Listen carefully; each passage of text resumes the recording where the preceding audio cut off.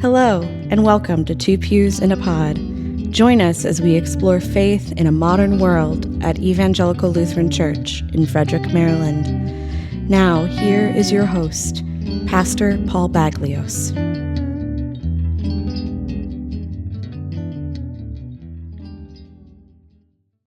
I'm Paul Baglios, happy to welcome all of you once again to Two Pews in a Pod, this podcast of Evangelical Lutheran Church. And this is the second of three planned episodes under the series titled Luminaries of Our Christian Past. Once again, I am joined by my spouse, Pastor Sharon Baglios, and by our Deacon Megan Wyant. And today, we're going to hear Megan Wyant tell us about Sojourner Truth. Sojourner Truth. Yeah. When you first brought up who we would talk about, I thought, oh gosh, I started going through my history of Lutheran church names, and I don't want to talk about any of these people. And then I was thinking, I would love to talk about a deaconess, but I talk about them so much, I don't want them to become white noise in the world. And so it took me a little while to settle on somebody, and it hit me all of a sudden, and I don't even know why, but that Sojourner Truth was probably one of the first Black women that I read about in school, and it was second grade, and I grew up in a primarily very white community, and something about reading about a woman growing up during the time of the Revolutionary War period, of where America was birthed, and living through the Civil War and hearing her words. I remember reading about her and thinking wow, she's really cool. That there was something amazing about her. And so that hit me, and I thought, that is who I'm going to talk about. What were her dates? I can't recall, and I didn't look them up. She was born in birthdays because, she was born in New York, which was still a slave-owning state when it became a state, right about the time of, I think it was 1780s, 1790s, that they believe she was born. I can't remember the specific date. And I don't even know if they have it, but she was Belle. Isabel or Belle, had a different name at the time. But she grew up as one of the youngest children of, I believe her father was African, so stolen from Africa, and they called him bomb-free because he was like a tree. He was a huge, imposing man. And we know that she was also rather tall like him. But two hard-working parents who taught her a lot about faith. She grew up in just a fascinating time period where some states were moving towards freeing and ending slavery, and some were not. And a lot of her life, I think, revealed some of those truths about the difficulties there. When you free a slave and you just leave them, okay, you're freed now, but there were no supports. A lot of her... Later in high school or in college at Hood College, just around the corner, I, as part of my women's studies course, chose to read about her again. I have these people, like Muhlenberg, that you see the name as a choice and you go, I'm going to dig in more. But I read one of her biographies, and in it she spoke a lot about in the early days of when she was sold multiple times. Promised freedoms, but also how she had to care for her parents who were, once they had no use to the family, were freed. And just the tragedies there of what happened and how slavery occurred, I think really inspired me, mostly because of the fact that she ended up being such a prophetic voice. That throughout all of that, the one thing her parents really taught her was faith, that God was with you. You are walking with God. No matter where you go, God is going with you. And that always struck me, that if someone born into slavery at 9 years old was sold again, and we know she had tons of abuse that she experienced and hardships, and was able to carry that forward and not allow it to just bury her, I think really impacted me. And now that I'm older and had revisited it to prepare for the podcast, it's striking me again even more, that idea of not just faith, but then activism. That when you are a person of faith, it doesn't mean that we just stagnate in what life hands us, but that we continue on with gumption and to plow forward. And that's really what really struck me about her. Tell us how she came to be known as Sojourner Truth. So she was promised her freedom by one of her owners, one of her last owners, and told that she had to do a certain period of work, and she did. And they reneged upon that agreement. And so she just grabbed, I believe it was a daughter, and went for a stroll and left. And named herself after she had settled with a couple who supported her, cared for her, essentially negotiated with that owner and said, leave her be. I think it was for like $20. They ended up allowing her to be free. And she named herself Sojourner Truth because she, I think, felt that call to now do prophetic work and speak. And so that's really what she began to do, was speak for women's rights, speak for the rights of freed slaves and slaves. And I just think at that time to do that, even in New England, was incredibly dangerous, not just as a woman and a woman of color. Both of those things, for her to just say, no, this is who I am and what I'm doing, is just, I cannot imagine how scary that must have felt and how vulnerable she must have felt, but that she did it, carrying children along with her the entire time.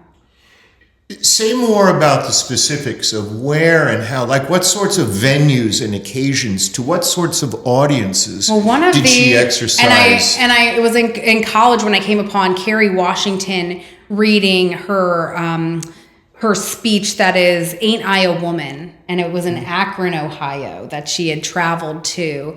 And it was, I believe that one was like a church community, but speaking upon just the really women's rights. And how can you say that we don't deserve the same thing? If you have a cup, Paul, that is so full of water and you can't fill mine when it's this big, and those kind of imagery and the way she spoke as an average person and yet with such a prophetic voice now speaks to me, especially in my call-in ministry, as someone who I feel like I don't always have the fancy words. They don't always come naturally to me, but my words are good enough, and the way I speak is good enough and can be powerful.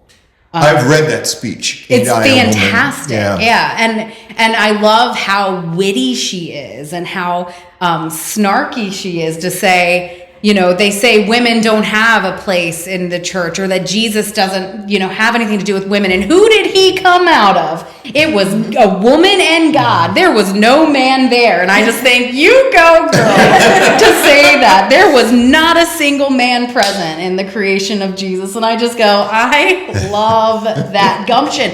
I think to say it now in the pulpit in a religious community would be dangerous. And I cannot imagine saying that, being the person that she was that long ago. And so some of it is this sense of like, wow, what an amazing woman. And then a part of it, and the reason I wanted to talk about her, is that bittersweet nature of things still haven't changed. And so despite her prophetic voice, I think we still need to hear it, the things that she had to say and what she did. I think that is like that bittersweetness of it, to know that she did, her voice was heard, but that we still today haven't turned some of those pages, especially when we think about women clergy and women in leadership, that those are, and women of color and clergy and, being clergy. And it's just we're still grappling with what that means. I read that some people were positing that this must be a man. Yes. Because how could a woman have this much power and this much intelligence? And right. And you go, she didn't have formal education. She grew up in a Dutch speaking household too. So English wasn't even her first language. And she was imposing. They say that she was tall and that she was rather masculine looking. And there's something of an edge there too of that insult that we still do for women today, right? It's really a man in a woman's body saying these things because there's no, doesn't look like a man. So we're going to cut away at femininity, right? And say you have to be these things to be a woman. And I just think, there's that of it's amazing that she did what she did then, but that we're still doing that today. that's the grappling that we do with history, seeing that it not only repeats itself, but the roots are still there. But what an inspiration. Yeah. Like you said with Muhlenberg, I felt the same about her on hard days when I'm dragging a 5-year-old from meeting to meeting, and I'm thinking, well, I'm doing this, but I know I have food for him, and I know that he is safe, and that I have a warm bed to go to at night, and no one is going to come for me. Mm-hmm. So I really can't, like you had said, I really can't complain. Yeah. They're really, yes, I have my own things, but oh my gosh, I can't imagine doing what she did. How old did she get to be? Oh gosh. She was fairly old. I don't remember how old she was when she died, but I believe it was like it was after the Civil War that she died. So she lived a pretty long life and was healthy. And that was something they noted about her father, that he was basically worked to death, but lived a long, long life. So she came from people who just, could really withstand a lot. Where is she buried?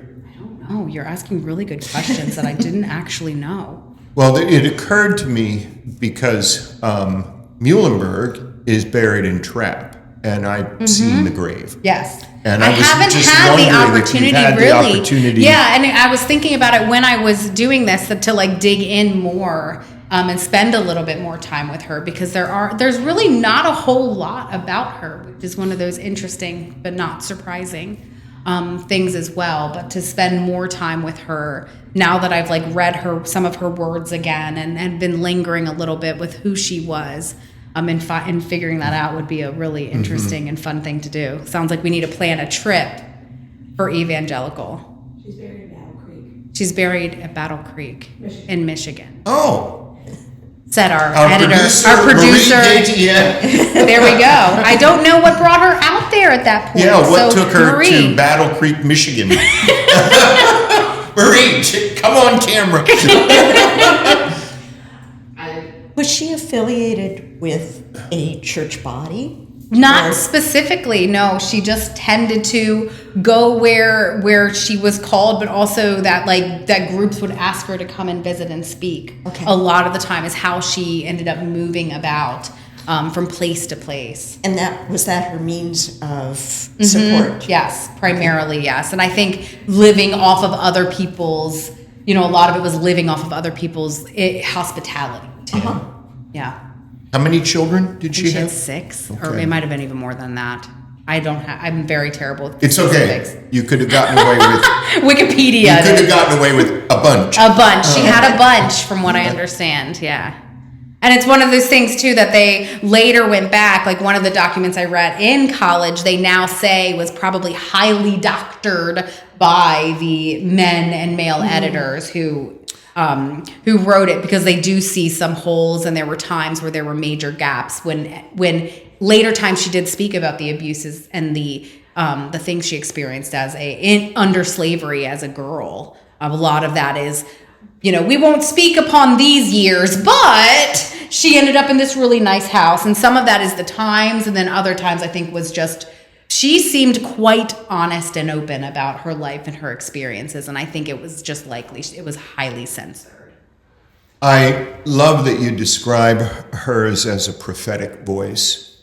One of the questions that fascinates me, and this often comes up in Bible studies, is we think about the prophets of the Hebrew Scriptures. What sorts of figures, and I don't mean what did they look like, but how did these people do the things that came to be associated with the words written in Scripture under their name? And in some cases, they were official figures serving as sort of counselors to leaders, but not in all cases. Right. I think especially of Amos, who is said to have come from an agrarian background. And to think of somebody like Sojourner Truth, inspired by the Spirit of God with a voice and a truth to be proclaimed and the courage to proclaim it. And then her being drawn to places where people were willing to listen to what she had to say. Yes. Critical as it often was, necessarily so. I think of the prophets of Scripture in a similar way. Yeah. I think we often look for those figures who are official, right? We say you have to be this official person to have a message. And I think that is something we really need to move away from, that every single one of us has stories that we need to take time to listen to.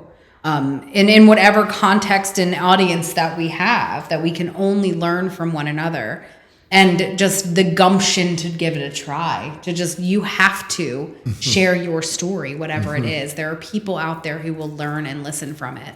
And she, on those days and those times where I have prepared a sermon and I'm feeling a little, not nervous about it, but I'm almost gumption and excitement to give it, but also maybe a tiny bit of nervousness or worry that it's people like her and thinking about what she did, that I can step into that pulpit and say the words then the truth that I feel need to be said, that I feel like gospel is pulling us to say. And it was just the other day, you've said it a couple times now in our like one-to-one meetings, that we are what do you say? We are people who we're called for the truth, right? To speak truth. We are called to be truth tellers. He says it better than me always, but we are called to be truth tellers. And I think that also, it's that lingering. I got hit twice. I have Sojourner Truth telling me that, and then I have you in my ear telling me that. And it's that reminder of that's why we're here. Just, we can reveal things. Yep. And it doesn't have to be in a way that is a personal attack, and we have to move away as people of feeling personally attacked by truth. It's truth. Yep, it's truth. It is often, I think of, we've been talking here recently in writing about the phrase you used in a sermon a while ago, the crossroads of comfort and courage. And Lord knows it's a lot safer and more comfortable just to keep your mouth shut. And your head down. And your head down and to say nothing. Yeah.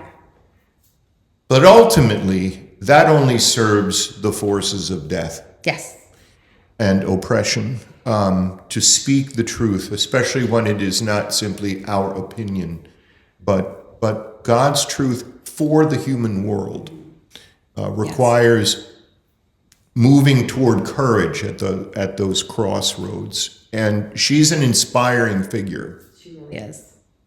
There are many who will be refreshed and grateful for what they hear. There are others who are going to be frightened and hateful, determined to censor it. Yes, absolutely. Well, thank you for You're this. welcome. Was there anything else you wanted to ask or to say? And if you want to know any answers that I didn't have, I'm sure there are really great resources. Ask Marie. Or Google. No.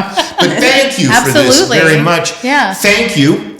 Those of you who have listened or watched, we've enjoyed hearing about and talking about Sojourner Truth. We will hear in the next episode in this series about Dorothy Day. I'm Paul Baglios. I'm Sharon Baglios. And I'm Megan Wyatt. Thanks for joining us. This has been Two Pews in a Pod, a podcast hosted by the pastor of Evangelical Lutheran Church in Frederick, Maryland. Thank you for joining us, and we'll see you next time.